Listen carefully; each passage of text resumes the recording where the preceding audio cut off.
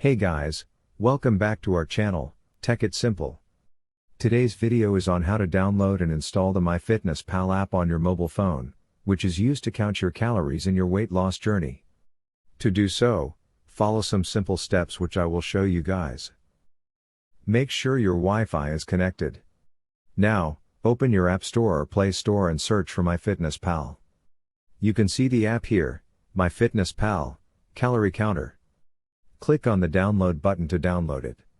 It might take some time to get downloaded, depending upon the internet speed. Here, the app has been downloaded.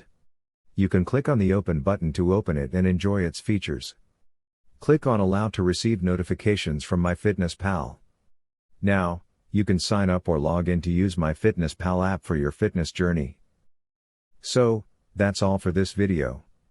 If you find our video helpful, please leave a like, and please do not forget to subscribe to our channel and also hit the bell icon for our latest videos. Drop a comment for reviews and more content like this. I will see you guys again in our next video.